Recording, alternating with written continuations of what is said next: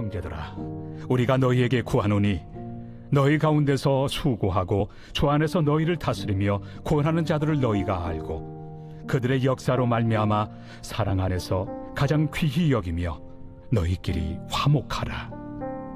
또 형제들아, 너희를 권면하노니 게으른 자들을 권계하며 마음이 약한 자들을 격려하고 힘이 없는 자들을 붙들어주며 모든 사람에게 오래 참으라. 삼가 누가 누구에게든지 악으로 악을 갚지 말게 하고 서로 대하든지 모든 사람을 대하든지 항상 선을 따르라. 항상 기뻐하라.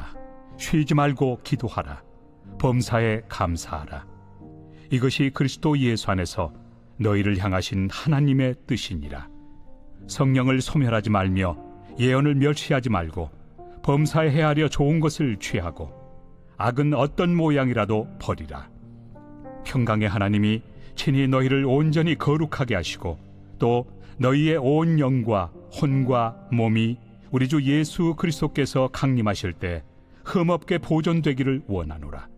너희를 부르시는 이는 미쁘시니 그가 또한 이루시리라.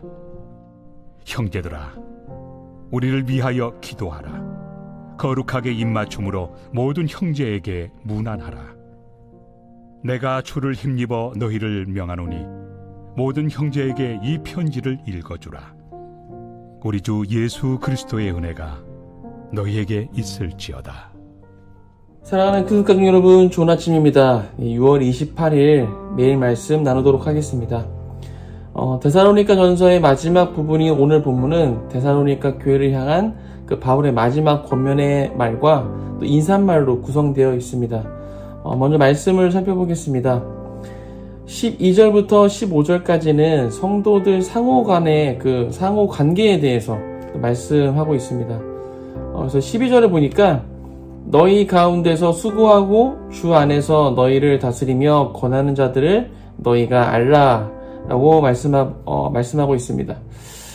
너희 가운데서 수고하고 주 안에서 다스리며 수고하는 자들, 누구를 말하는 것입니까? 네, 명확하게 어떠한 직책 이렇게 나와 있지는 않지만 이들은 교회 내에서 리더 또는 어떤 직책을 맡은 자로서 섬기는 자들이라는 것을 우리가 알 수 있습니다. 바울은 지금 데살로니가 교회 성도들을 향해서 리더나 섬기는 자들을 알라라고 권면하고 있는 것이죠. 섬기는 자들을 안다는 것은 또 무슨 의미일까요? 정말 그 섬기는 자가 누구인지 몰라서 알라고 권면하고 있는 것일까요? 네, 여기에 사용된 안다라는 단어는 눈으로 보고 마음으로 아는 것을 의미합니다. 즉, 섬기는 자들의 수고와 그 다스림과 또 훈계의 가치를 눈으로 직접 확인하고 그 가치를 또 인정해주고 또 더 나아가서 그들을 존경하라라는 의미인 것입니다. 그리고 13절에서는 그들의 섬김으로 말미암아 사랑 안에서 가장 귀히 여기라고 권면합니다. 네, 아주 각별한 사랑, 특별한 사랑으로 대하라는 것입니다.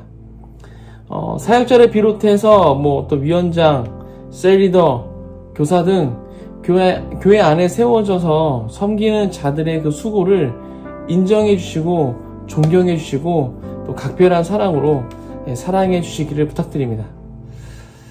때로는 옆에서 보기에 특별히 하는 것 없어 보일 수도 있겠습니다. 그럴 때가 있을 수도 있죠. 하지만 실상은 그렇지 않다는 것입니다. 네. 그 직책을 맡고 있다는 것만으로도 엄청난 또 영적인 부담감을 가지게 되는 것이고 또 실제적으로도 그 맡고 있는 그 영역에 대한 영적인 그 공격을 1차적으로 받게 되는 것이 바로 그 리더의 자리에 세워져 있는 그 사람입니다. 우리 교회에서 가장 많은 공격을 받으실 분이 누굴까요? 네, 교회의 모든 영역을 대표하심으로써 우리 영적인 커버링이 되시는 담임 목사님이시겠죠. 네, 말씀 안 드려도 잘 알고 계시고 이미 그렇게 하고 계시겠지만 담임 목사를 위해서 우리 항상 기도해야 될 줄을 믿습니다. 네, 담임 목사뿐만 아니라 여러분의 그 모든 리더십을 위해서 계속해서 기도하시길 축복합니다. 그리고 13절에서 한 가지를 또 권면하고 있는데요. 너희끼리 화목하라 입니다. 너희끼리 화목하라. 왠지 좀 어감이 너희끼리 이러니까 끼리끼리 잘 먹고 잘 살아라 이렇게 느껴지기도 하는데 그 의미는 전혀 그렇지 않습니다. 여기서 너희끼리는 너희 자신들 안에서 또 너희들 가운데서 라는 의미입니다. 그러니까 교회 내에 있는 모든 성도들과 서로 화목하게 잘 지내라는 그런 권면인 것이죠. 네, 자녀를 키우고 계시거나 키우셨던 분들은 이 권면에 대해서 모두 공감하실 것입니다. 부모로서 자녀들에게 바라는 것이 무엇입니까? 네, 건강한 것, 그리고 네, 서로를 돕고 의지하며 화목하게 지내는 것이 아닐까 생각해 봅니다. 또 저희 둘째인 션이가 이제 좀 컸다고 누나하고 다투는 횟수가 좀 많이 늘었습니다. 예전에는 뭐 누나가 하자는 대로 잘 따라서 했었는데 이제는 막 자기 생각을 주장하고 막 고집도 부리고 아무튼 자주 다툽니다. 네, 그렇게 다투는 모습을 볼 때마다 서로 한 걸음씩만 양보하면 다투지 않고 웃으면서 잘 이렇게 지낼 수 있을 텐데 그게 뭐라고 이렇게 억울해야 하고 또 마음 상하고 또 이렇게 또 다투니까 또 저한테 또 혼나고 막 이래야 되는 걸지 그런 생각과 좀 안타까울 때가 좀 많이 있습니다. 데살로니가 교회의 영적 아비 된 바울의 마음, 또 큰습 교회의 영적 아비 되신 담임 목사님의 마음이 이런 것이 아닐까. 그리고 우리 모든 크리스찬을 바라보시는 하나님 아버지의 마음이 이와 같지 않을까 생각을 해봅니다. 하나님 안에 한 가족으로서 서로를 사랑하며 화목한 공동체가 되시길 축복합니다. 그리고 14절, 15절에서도 상호 관계에 대한 권면은 계속됩니다.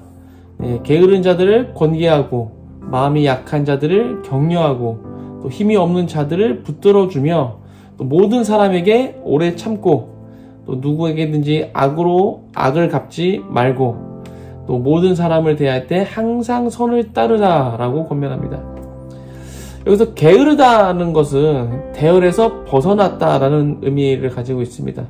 그래서 여기서 그리고 또 권계한다는 것은 훈계한다는 것을 의미하죠. 즉 그 사람의 연약함이 아니라 게으름으로 인해서 대열에서 벗어난 자를 보게 되면 보고도 못 본 척 하지 말고 훈계해서 그도 같이 갈 수 있도록 하라는 것입니다. 그리고 마음이 약하다는 것은 용기 없는, 또 겁 많은, 심약한 이런 의미를 가지고 있습니다. 이런 자들은 마음이 약해서 외적 시련을 잘 견디지 못할 뿐만 아니라 또 구원에 대한 확신이 부족하고 또 심판에 대한 두려움을 가지고 있는 자들, 이런 자들을 의미합니다. 이러한 자들이 잘 이겨낼 수 있도록 위로하고 또 확신의 말로 용기를 북돋아 주라는 그런 것입니다. 또 힘이 없는 자는 영혼육이 연약한 자를 의미합니다. 이들은 어려움 가운데 낙담하기 쉽고 또 유혹에 넘어가기 쉬운 자들을 말합니다. 이러한 자들이 넘어지지 않도록 잘 붙들어 주라는 것이죠. 그리고 모든 사람에게 오래 참으라 라고 권면합니다. 이것은 노하기를 더디하시며 지금도 우리를 기다려주고 계시는 그 하나님의 성품을 따라 사랑으로 품어주라는 것이겠죠. 마지막으로 누구에게든지 악으로 악을 갚지 말고 항상 선을 따르라 라고 권면합니다. 이것은 누군가가 나에게 해를 끼쳤을 때 그때 그것을 악한 마음이나 악한 행동으로 갚지 말라는 것입니다. 해를 받은 것을 복수하지 말라는 권면인 것이죠. 이거 참 어려운 권면입니다. 예를 들어 10이라는 해를 받았으면 그 10에다가 이자까지 붙여서 갚아줘야 풀리는 것이 인간의 본성인데 복수하지 말라고 하고 있으니 이것은 절대 쉽지 않은 것이겠죠. 그런데 바울의 그 권면은 여기서 끝나지가 않습니다.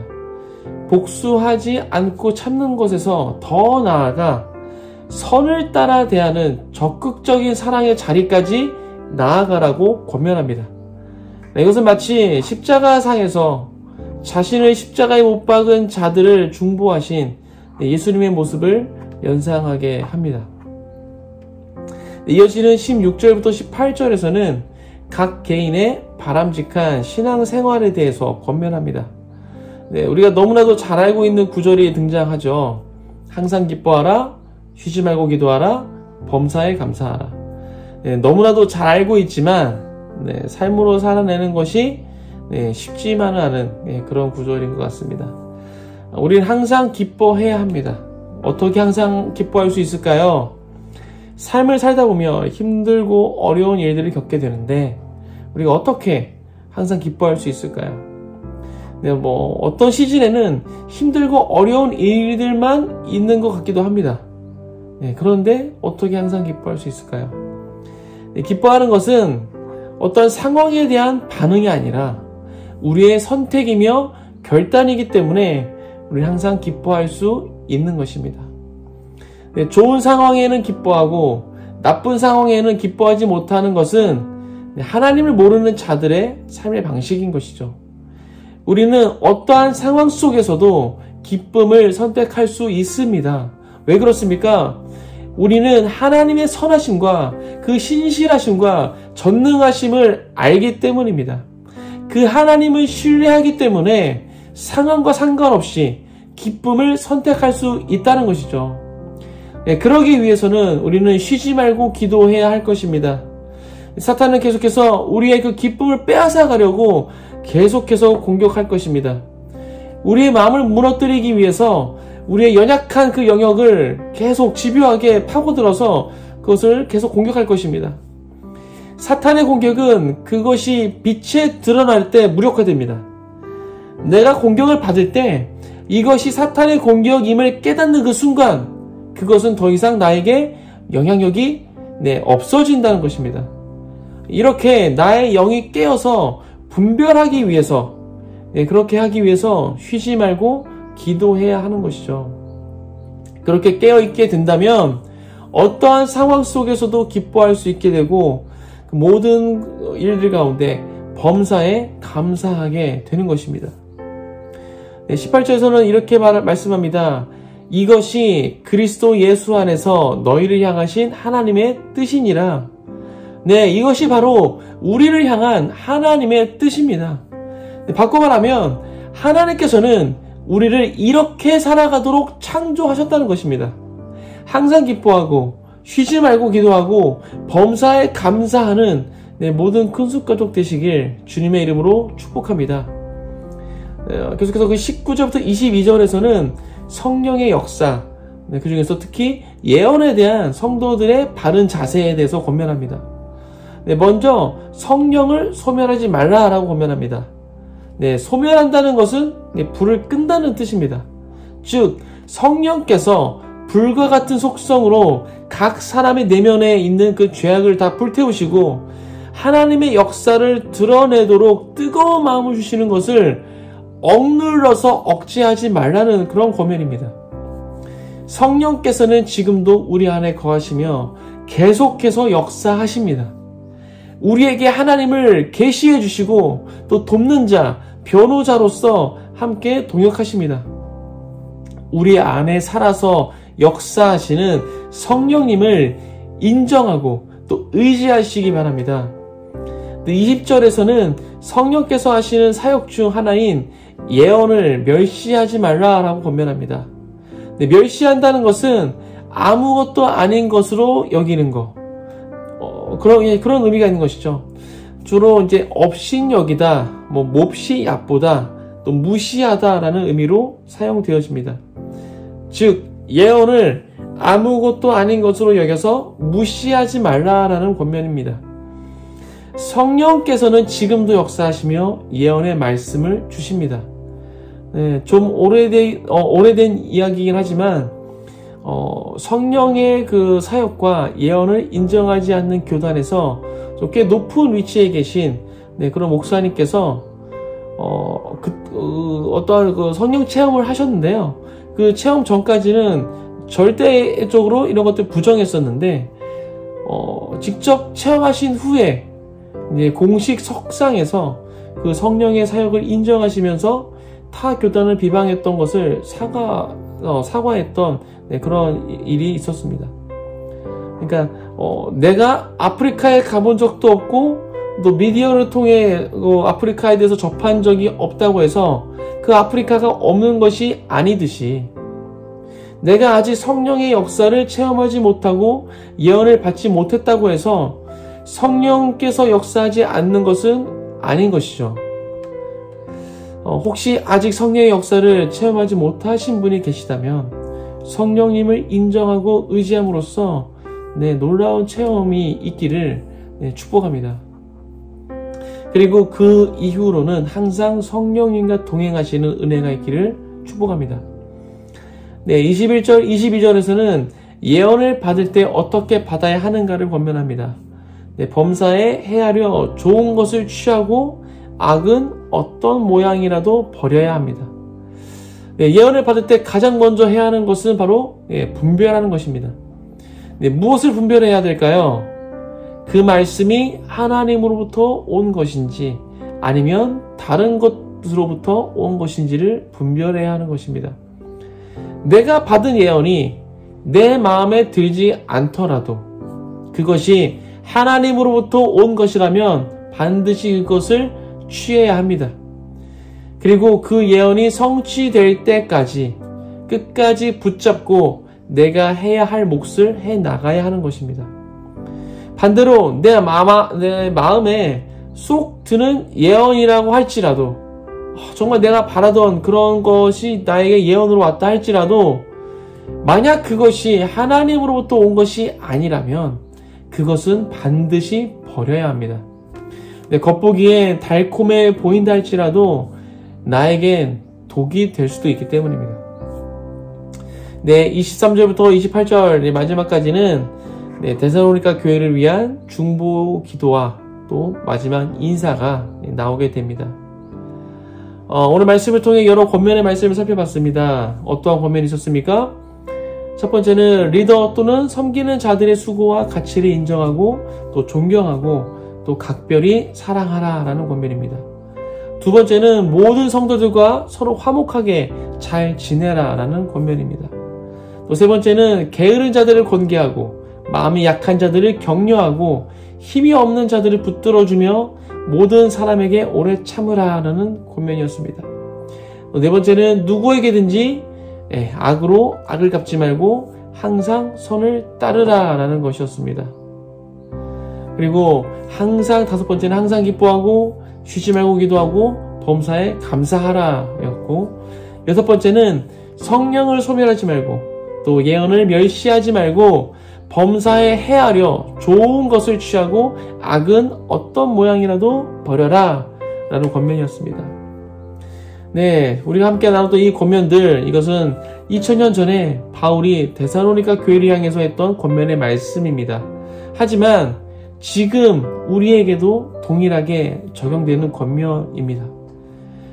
각 권면들 하나하나씩을 다 기억하시고 실천하심으로써 각 개인이 그리스도의 몸된 교회의 그 지체로서 세워져 가고 또 근습교회가 건강한 그리스도의 몸으로 세워져 나가기를 주님의 이름으로 축복합니다. 함께 기도하겠습니다. 하나님 감사합니다. 오늘 데살로니가 전서 말씀을 통해서 함께 또 많은 권면들을 나눴습니다. 하나님, 이 권면들 하나하나가 우리 신앙생활 가운데 너무나 중요하고 너무나 필요한 그런 권면들인 줄 믿습니다. 하나님, 우리가 이것을 놓치고 살 때가 많이 있는데요. 주님, 이것을 우리가 기억하게 하시고 또 우리가 지식으로만 하는 것이 아니라 이것을 우리가 또 우리 삶 가운데 하나씩 또 살아낼 수 있도록 함께하여 주옵소서. 성령님 우리 안에 역사하셔서 그렇게 해나갈 수 있도록 역사하시고 이끌어 주옵소서. 감사합니다. 그렇게 하실 줄 믿습니다. 이 모든 말씀 예수 그리스도의 이름으로 기도했습니다. 아멘.